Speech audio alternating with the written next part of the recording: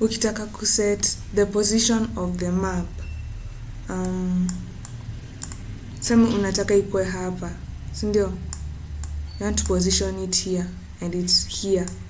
Just click on this pencil icon, alafu set it to where you want it to be. Uta notice hapa the reset location itakuwa enabled. So ukiklik reset location itarudi penye ilikuwa, and you want it to be here, si ndio? So usiklik reset location, just set it where you want it to be, alafu click tick. Naona? The next one unataka ikwe hapo, the same position kama ya kwanza. Just click on the pencil icon, move the map to where you want it to be, alafu click tick. The next one, click on the pencil icon again, move it to where you want it to be, click tick. Aya, for example, unataka a pop-up to show up when a viewer is looking at your story map. So for example, let's try with this one.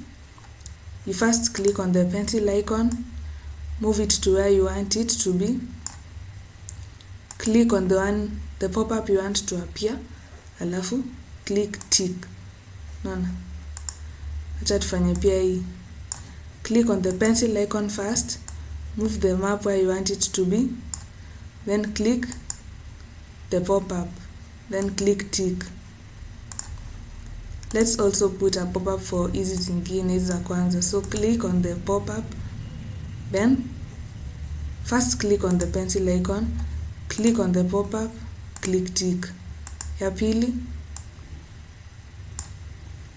click on the pop-up, first click on the pencil icon, then on the pop-up, then click tick. The third one, pencil icon, pop-up, tick. The fourth one, it's already there. The fifth one, set it. So first click on the pencil icon like that, then click on the pop-up,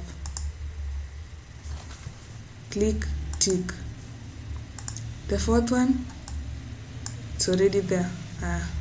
So acha tuone venye, like if this works. So save it,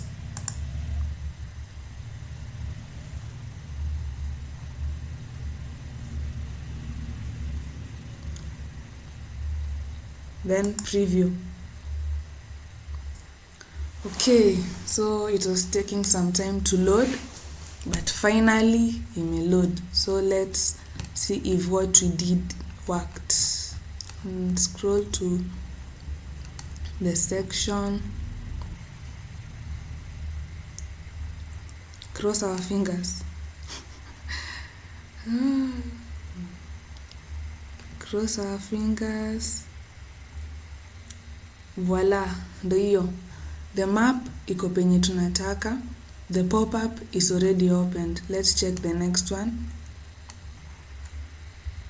Naona pop, and it's at the location where you want it to be. The zoom level perfect, pop-up perfect, everything is perfect.